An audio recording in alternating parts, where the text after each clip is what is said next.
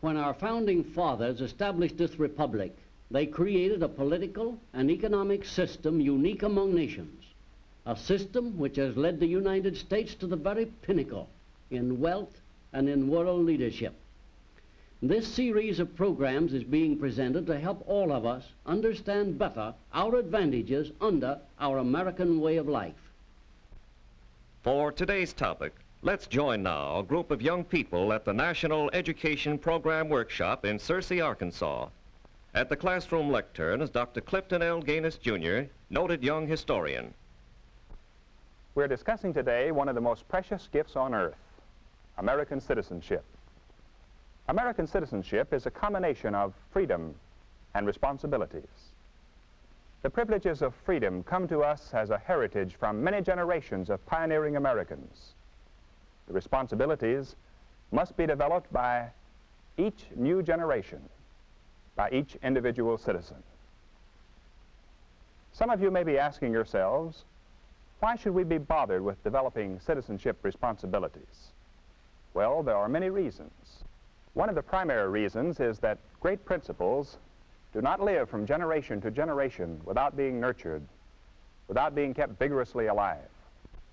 Unless we understand and work effectively for the principles upon which our American way of life is founded, the structure will crumble and our heritage of freedom will perish. Another primary reason for the development of citizenship responsibility is that we are living in an era marked by the growth of socialism.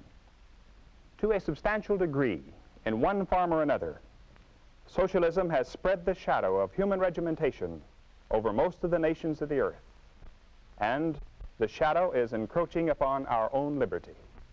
A third major reason for accepting our citizenship responsibilities and working at them is the presence within America of socialist and communist propagandists dedicated to the establishment of a new order. The communist fifth columnists among us are working for world dictatorship. To accomplish this, their strategy is to undermine the confidence of our people in the American system and the principles on which it stands. The socialists among us seek to bring about a gradual change in our system by gradually destroying the principle of the private ownership of property and substituting the socialist principle of government ownership. Now let's be practical for a moment. Is the American way of life worth bothering about? That is, with a viewpoint of self-interest. Well, let's see. We know that under the stars and stripes we have more freedom than do civilized people on earth. Our freedom stems from the fact that America is a republic, founded on a constitution, and dedicated to the principle of democracy and the worth of the individual. The people rule. But some philosophers tell us that the way to a man's heart is through his stomach. In other words, food, the material things of life, are dear to the heart. Let's look briefly at the material blessings of America. Our nation, although containing only 6% of the land area and 7% of the population of the world, produces 42% of the world's wealth. We know that the average American in all walks of life has a living standard twice as high as the best in Europe, where socialism is widespread, and from 5 to 10 times better than in the communist countries, such as Russia and China. And if we remember our previous lessons, we know that this economic abundance is possible in America because incentives for progress and the other factors built into our dynamic private enterprise system have enabled us to utilize our resources to the fullest extent. So we do have good sound reasons, both abstractly and in self-interest, for developing citizenship responsibilities towards safeguarding the basic principles of our way of life. But let's put the full challenge in a few words. The world is caught in an era of socialist expansion. Most of the nations are affected, and America is a target. In fact, the #1 target of both the socialist and the communist. If we permit our great system to crumble through the apathy of our citizenship, we shall lose not only our freedom, but our prosperity and our still brighter future. What then must we do as citizens? What are our obligations of citizenship? #1, to understand the American way of life and what makes it tick. For instance, we should understand that our form of government is a republic, not a pure democracy. And we should clearly understand the difference. Who can tell us the difference in a few words? A pure democracy establishes majority rule with a minority overrun. Yes, it does. On the other hand, our republic is based on a constitution which protects minority rights. In our republic, we have representative government, not sheer majority rule. And isn't its authority divided into three branches, the executive, legislative, and judicial? Yes, it is. And it's important, too, that in our republic, authority is surrounded by an ingenious system of checks and balances that prevents autocratic or dictatorial rule. That is, if we maintain the Constitution as our basic law.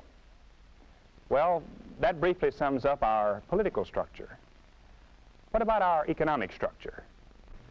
Our economic system is based on three major principles: private ownership of property, the profit motive, and the competitive open market.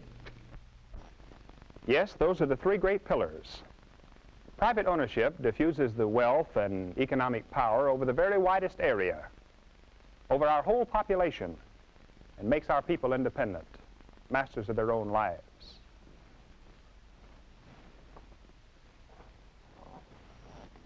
The profit motive, as we have learned, is active in all human behavior. In our economic system, the profit motive is the incentive for new development and constantly expanding production.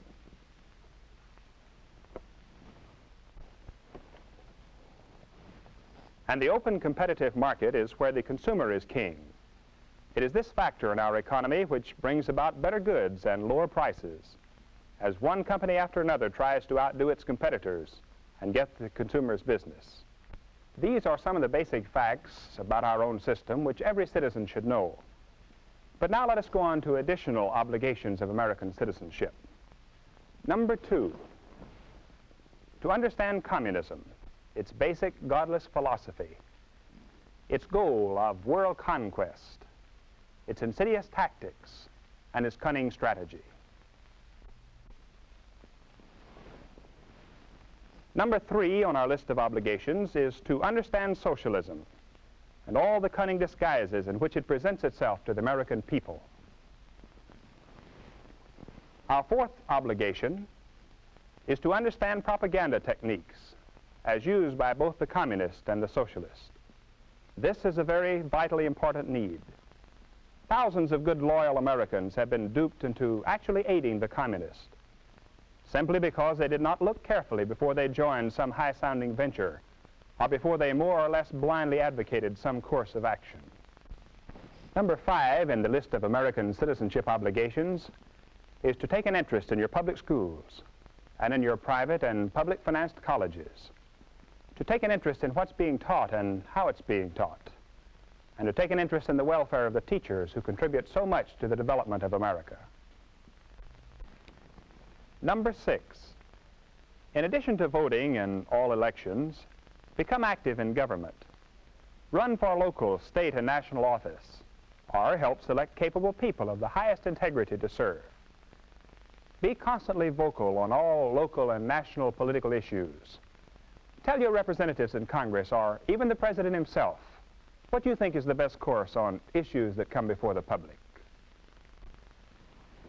Number 7, strive constantly for spiritual growth.